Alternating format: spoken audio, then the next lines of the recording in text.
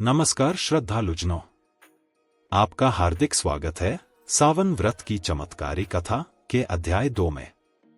अगर आपने अध्याय 1 नहीं सुना है तो पहले उसे जरूर देखें, क्योंकि वहां से शुरू होती है इस भक्ति यात्रा की असली झलक। इस अध्याय में आप जानेंगे एक राजा की भक्ति, एक स्त्री की प्रतीक्षा और शिवजी की करुणा से जुड़े चमत्कारिक प्रसंग जो आपके हृदय को स्पर्श करेंगे। तो चलिए डूब जाते हैं शिव भक्ति की गहराइयों में। हर हर महादेव। तो चलिए अध्याय 2 शुरू करते हैं। प्राचीन काल में अवंतिका नामक एक नगरी थी जहां राजा चंद्रसेन राज्य करता था। वह शिव भक्त था, प्रतिदिन शिवलिंग पर जल अर्पण करता और सावन मास में व्रत रखता। किंतु उसका पुत्र राजकुमार सुमति भक्ति से विमुख और विलासिता में लिप्त था। राजा ने कई बार उसे शिव पूजा की प्रेरणा दी, पर सुमति ने कहा, पिता, मैं राजकाज और भोगविलास में आनंदित हूं। व्रत और उपवास बुजुर्गों के लिए है, मुझे इसकी आवश्यकता नहीं। राजा दुखी होता, लेकिन फिर भी हर सावन सोमवार को नगर में विशाल रथ यात्रा, भजन कीर्तन और कथा का आयोजन करता। एक सावन सोमवार की रात्रि जब राजा शिव मंदिर में रुद्राभिषेक कर रहा था, राजकुमार महल में नाच गाने में मग्न था। उसी रात वह अजीब से स्वप्न में आया। उसने देखा 4 भयानक यमदूत उसे जंजीरों में बांधकर नरक की ओर ले जा रहे हैं। वह चीखने लगा, बचाओ, कोई मुझे बचाओ। तभी आकाश से एक तेज प्रकाश फैला। भगवान शिव प्रकट हुए और बोले, हे सुमति, तू मेरे भक्त चंद्रसेन का पुत्र है। आज सावन सोमवार है। तेरे पिता का व्रत तेरा रक्षक बना। लेकिन यदि तू मार्ग न बदले तो यह कृपा भी समाप्त हो जाएगी। राजकुमार चौंक कर उठा, पसीने से भीगा हुआ। उसने उसी क्षण संकल्प लिया कि वह सावन व्रत करेगा, भक्ति करेगा और अपने जीवन को बदल देगा। अगली सुबह राजकुमार ने पहला सोमवार व्रत रखा, उपवास किया, शिवलिंग पर जल और बेलपत्र चढ़ाया और मंदिर में आरती गाई। नगर में यह चर्चा फैल गई कि राजकुमार सुमति भक्ति मार्ग पर चल पड़ा है। कुछ ही वर्षों में वह शिव भक्ति में पारंगत हुआ, धर्मशील बना और एक दिन पिता के बाद राज्य का शासन संभाला। उसका राज्य शिव भक्ति का केंद्र बन गया। दूसरी कथा एक साध्वी महिला देवमती की है, जो विदर्भ देश की रहने वाली थी।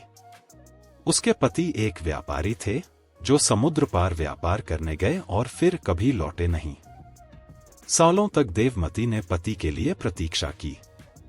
एक दिन एक वृद्ध महिला ने उसे कहा, बेटी, सावन सोमवार का व्रत रखो। भगवान शिव अपने भक्तों को कभी निराश नहीं करते। देवमती ने उसी दिन से व्रत आरंभ किया। सुबह जल्दी उठकर स्नान करती, मंदिर जाती, शिवलिंग पर जल चढ़ाती, बेलपत्र चढ़ाती और उपवास करती। हर सोमवार को कथा सुनती और शिव चालीसा पढ़ती। सावन के अंतिम सोमवार को मंदिर में आरती करते समय उसे ऐसा अनुभव हुआ जैसे उसके सामने कोई खड़ा है। उसने आंखें खोलीं, वहीं उसका पति खड़ा था।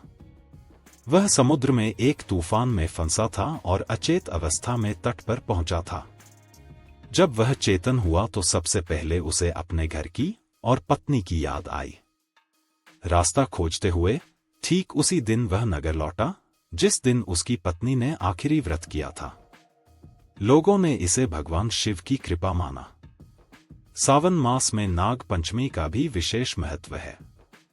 यह तिथि विशेष रूप से भगवान शिव के गले में विराजमान नागराज वासुकी की पूजा के लिए मनाई जाती है। नागों को देवता का स्थान दिया गया है और इस दिन लोग दूध से नाग देवता की पूजा करते हैं। एक किसान की सच्ची कथा। एक किसान हर सावन नाग पंचमी के दिन अपने खेत में नाग देवता को दूध चढ़ाता था। उसके गांव के कुछ लोग मजाक उड़ाते, अरे भाई, सांप दूध पीता है क्या? यह तो अंधविश्वास है। लेकिन किसान कहता, श्रद्धा से जो किया जाए वह विश्वास बन जाता है। मेरा तो नाग देवता पर भरोसा है। एक वर्ष भयंकर सूखा पड़ा। सभी खेत सूख गए, पर उस किसान का खेत हरा भरा रहा। लोग आश्चर्यचकित रह गए। किसान ने मुस्कुराकर कहा, यह नाग देवता की कृपा है। सावन में जिनका स्मरण किया जाता है वे सदा रक्षा करते हैं। सावन मास में शिवलिंग पर जल और दूध चढ़ाने का विशेष महत्व है। शास्त्रों में कहा गया है कि दूधेन स्नापितम लिंगण पुष्पैः पूजितं यदा भवबंध विनिर्मुक्तः शिवलोकं स गच्छति। अर्थात जो भक्त सावन में शिवलिंग पर दूध और पुष्प चढ़ाकर पूजन करता है वह भवबंधन से मुक्त हो शिवलोक को प्राप्त करता है। व्रत विधि: एक सोमवार को प्रातः ब्रह्म मुहूर्त में उठें, स्नान करें। 2 मंदिर जाकर शिवलिंग पर गंगाजल, दूध, दही, शहद, बेलपत्र, भस्म आदि अर्पित करें। 3 नमः शिवाय का जाप 108 बार करें। 4 शिव चालीसा, महामृत्युंजय मंत्र पढ़ें।